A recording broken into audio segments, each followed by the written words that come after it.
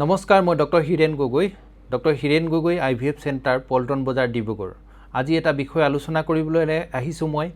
বিষয়টো হৈছে ধাতু পৰীক্ষা কেনেকৈ কৰা হয়, কিয় কৰা হয় আৰু ক'ত কৰা হয়।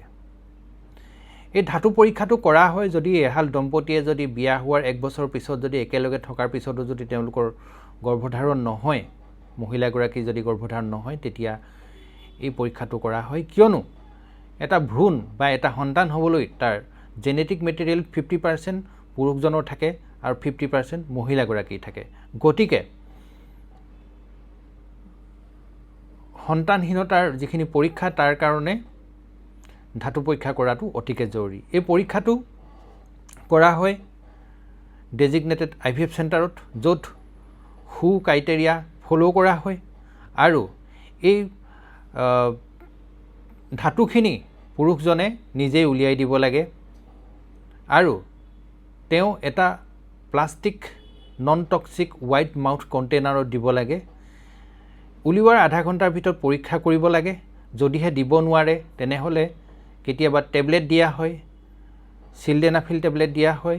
এটা কেতিয়াবা নন টক্সিক কণ্ডম ব্যৱহাৰ কৰা হয় আৰু এই ধাতুখিনি দিয়াৰ সময়ত 2 পৰা 7 দিনলৈকে তেওঁ শাৰীৰিক সম্পৰ্ক কৰিব নালাগে। ইয়াৰ পিছতেই এই ধাতুখিনি যেতিয়া আহি পায়, যেতিয়া তাক লাহে লাহে গলিব আৰম্ভ কৰে, তেতিয়া আমি প্ৰথমতেই চোৱা হয় ধাতুখিনি পৰিমাণ কিমান। এই পৰিমাণটো 1.4 ml-তকৈ বেছি হ'ব লাগে। সংখ্যাটো 16 মিলিয়নতকৈ বেছি হ'ব লাগে। মটিলিটিটো প্ৰগ্ৰেছিভ মটিলিটি 30% হ'ব লাগে আৰু টোটেল মটিলিটি 42% হ'ব লাগে। ইয়াৰ পিছতেই নৰ্মেল স্পাৰ্ম বা যিখিনি আমি কওঁ কোনো দোষ নথকা শুক্ৰাণু 4% হ'ব লাগে। তাতকৈ কম হ'লে বেয়া। আৰু ভাইটেলিটি মানে জীৱিত শুক্ৰাণুৰ সংখ্যা 54% হ'ব লাগে। আৰু ইয়াতে যদি কোনোবা পাছ চেল থাকে 1 মিলিয়নতকৈ কম হ'ব লাগে। এইখিনিয়ে হ'ল তাৰ কিছুমান সংখ্যা বা যিখিনি মাপকাঠি।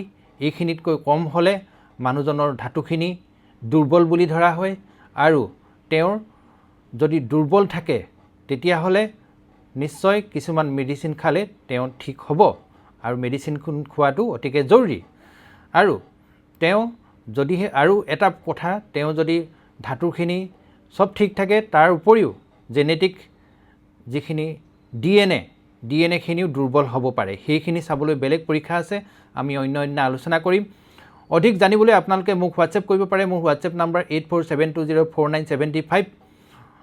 আপোনালোকে যদি এনেকুৱা ধৰণৰ সমস্যা ভুগি আছে, আপোনালোকে মোক ডিব্ৰুগড় পল্টন বজাৰৰ ডক্টৰ হীৰেন গগৈ IVF চেণ্টাৰত মোক লগ কৰিব পাৰিব। আপোনালোকক সেৱা কৰিব পালে আমি নথৈ কৃতাৰ্থ হ'ম। ধন্যবাদ।